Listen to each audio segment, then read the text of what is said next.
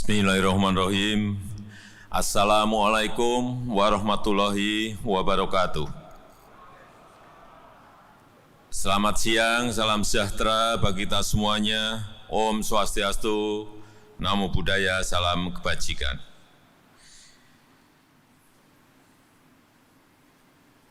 Yang saya hormati Ketua MPR Republik Indonesia, yang saya hormati para Menteri Kabinet Indonesia Maju.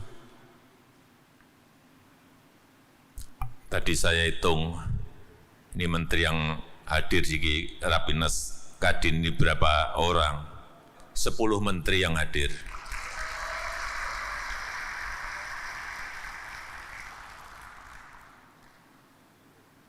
Betapa sangat pentingnya Kadin bagi negara kita. Sehingga menteri-menteri semuanya hadir. Ini saya baca sekalian, tadi saya hitung, saya tulis. Pak Menko Ekonomi, Pak Menko Marinvest, Pak Menteri Sekretaris Negara, Ibu Menteri Keuangan, Pak Mendak, Menteri Perdagangan, Ibu Menaker, Pak Menteri Investasi, yang dari tadi pagi mengawal saya agar saya bisa hadir di sini.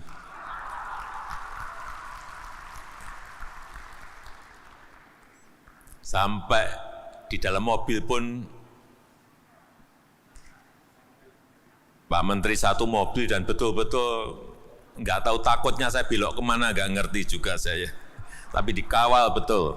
Pak Menteri Perindustrian, Pak Menkom Info, Pak Menteri KKP, Pak Menteri Koperasi dan UKM, Pak Wamen, BUMN, 10 Menteri hadir semuanya. Yang saya hormati Gubernur Provinsi Bali, yang saya hormati Ketua Dewan Komisioner OJK, yang saya hormati Ketua Umum Kadin, Bapak Arsyad Rashid, beserta Ketua Dewan Pertimbangan Kadin, Bapak Antitya Bakri, beserta seluruh Ketua Dewan Penasehat, Ketua Dewan Pakar, Ketua Dewan Kehormatan, serta Wakil Ketua Umum, dan seluruh Ketua dan jajaran pengurus Provinsi, Kabupaten, dan Kota, seluruh anggota Kadin Masa Bakti 2021-2026, Bapak Ibu hadirin undangan yang berbahagia. Tantangan demi tantangan terus menghadang kita. Jangan ada yang berpikiran bahwa pandemi ini telah selesai. Memang pada hari ini kalau kita lihat kasus yang dulu di pertengahan bulan Juli, kasus harian kita di angka 56.000. Kemarin kita berada di angka 311 kasus harian. Ini patut kita syukuri, berkat kerja keras kita, kerja gotong royong kita. Tetapi sekali lagi, hati-hati, tantangan ini belum selesai.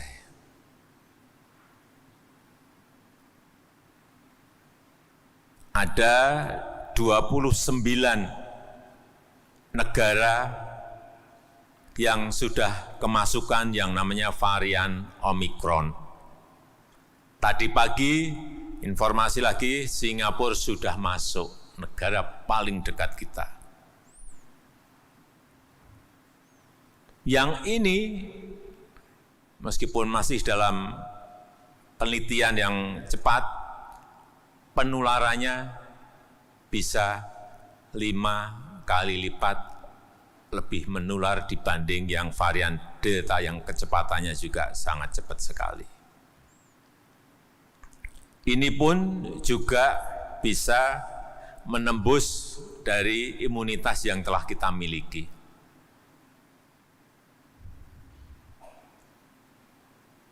Oleh sebab itu, sekali lagi kita semua tetap harus waspada dan hati-hati. Hati-hati.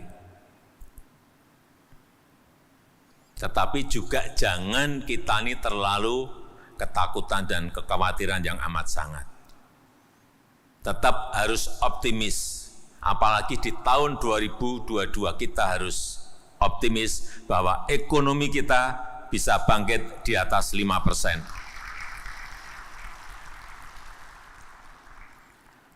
Tapi yang banyak yang tidak kita hitung, yang tidak kita duga, ternyata bahwa pandemi ini berimbas kemana-mana, berdampak kemana-mana. Kita tahu karena pandemi beberapa negara langka energi, karena pandemi beberapa negara langka kontainer, baik itu kontainer antar negara maupun antar provinsi dan antar pulau. Karena pandemi juga yang tidak kita perkirakan inflasi beberapa negara sudah naik demikian tinggi. Dan karena inflasi juga beberapa hari terakhir ini sudah mulai kedengaran beberapa negara ada kenaikan harga produsen yang akhirnya nanti akan berimbas kepada kenaikan harga konsumen. Ini saling kompleksitas masalah semakin melebar kemana-mana. Sehingga memang kita harus menyiapkan rencana antisipasi dan geraknya harus kita lebih cepat dari biasanya. Karena ketidakpastian ekonomi global semakin melebar kemana-mana. Kompleksitas masalahnya juga melebar kemana-mana. Karena memang kunci dari pertumbuhan ekonomi global, ekonomi negara kita, kuncinya hanya ada satu. Bagaimana kita bisa mengendalikan pandemi seperti sekarang ini. Hanya itu. Yang lain-lain nanti pasti mengikuti. Dan investasi merupakan motor penggerak ekonomi kita.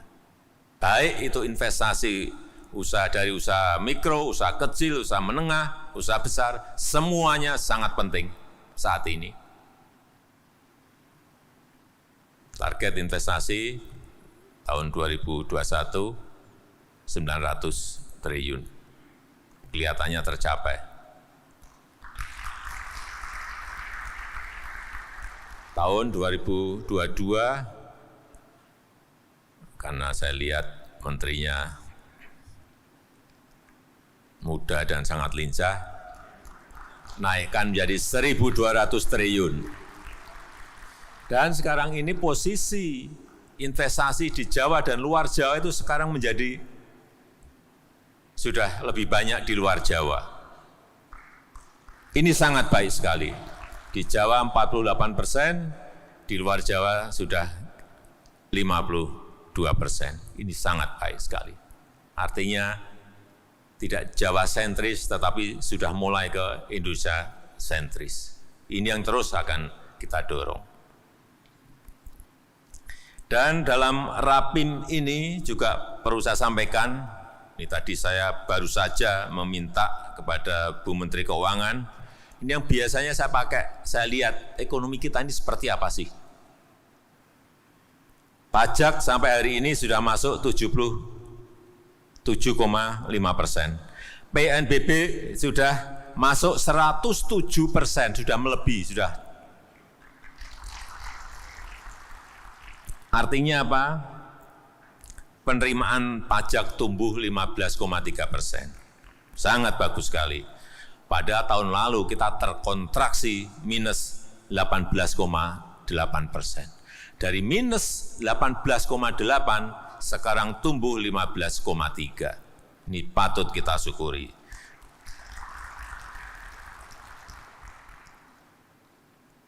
PNBP juga tumbuh 25,2% tahun 2021, tahun lalu minus 16%. Ini angka-angkanya baik. Sudah kita ini sudah senang banget melihat angka-angka seperti ini, tapi begitu mendengar Omikron,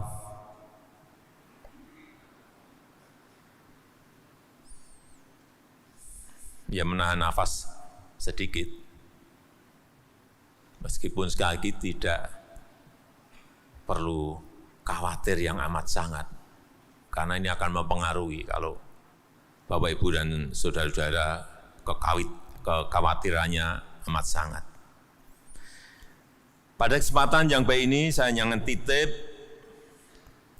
pada Kadin, yang pertama kita ini nanti mulai hari kemarin kita akan sudah memegang sebuah kepercayaan dan kehormatan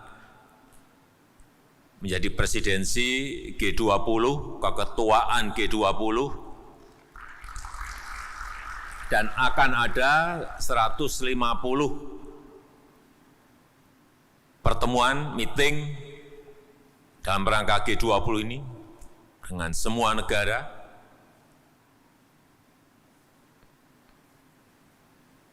Fokus kita adalah nanti kita akan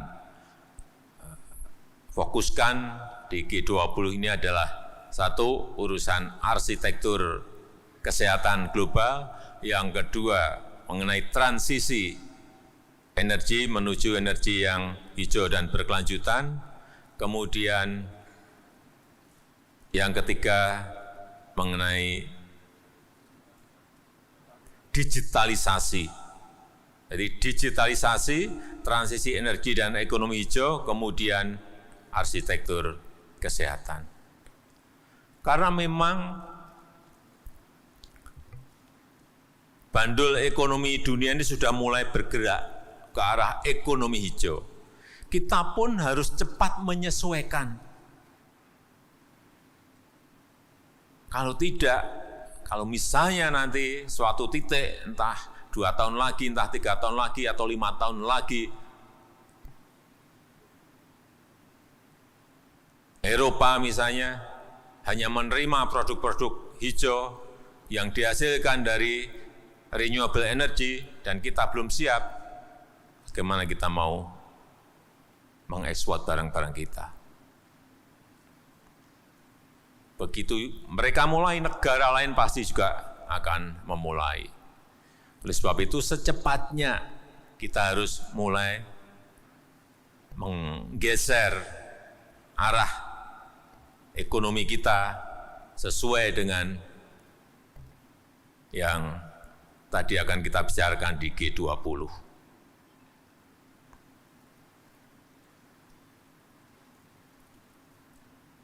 Transisi energi misalnya, keuntungan kita memiliki sumber daya alam yang melimpah untuk ini, untuk renewable energy yang menghasilkan energi hijau.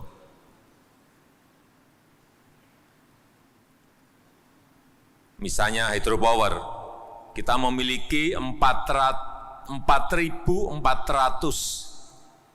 sungai. Nggak ada negara di dunia yang memiliki kekayaan sungai sebanyak negara kita Indonesia. 2 sungai saja, Sungai Mamberamo di Papua, Sungai Kayan di Kalimantan Utara.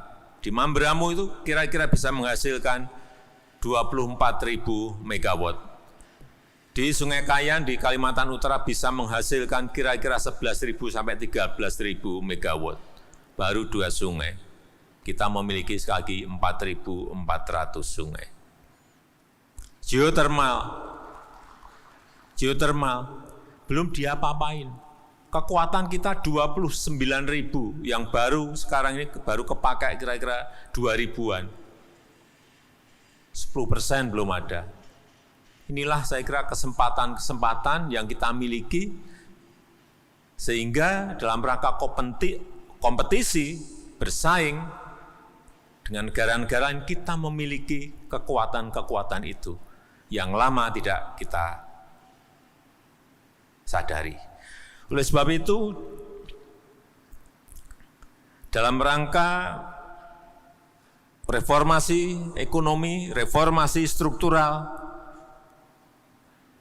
pendampingan UMKM, saya minta nanti di dalam Rapim, Bapak Ketua, Kadin lebih mendetailkan lagi sebetulnya apa sih kebutuhan lapangan, tantangan yang ada di lapangan, kemudian keinginan-keinginan pelaku seperti apa, lebih detail lagi. Sehingga kalau pemerintah membuat kebijakan besarnya, didetailkan oleh Kadin, sehingga nanti ketemu antara pelaku dan pembuat kebijakan. Kemudian yang kedua, yang tadi saya sampaikan juga mendetailkan lagi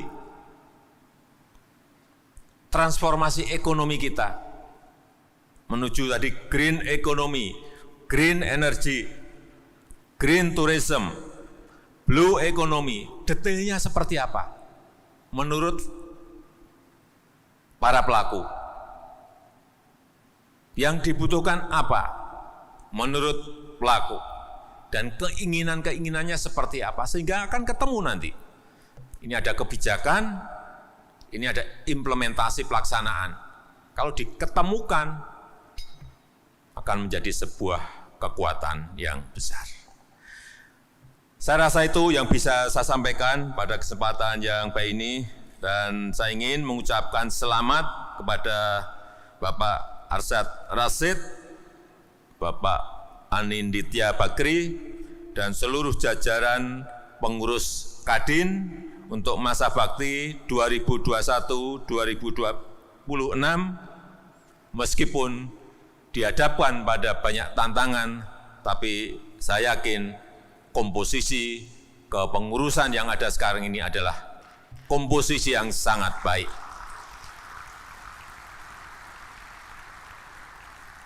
Dan dengan mengucap Bismillahirrahmanirrahim, pada sore hari ini secara resmi saya buka rapat pimpinan nasional Kamar Dagang dan Industri 2021.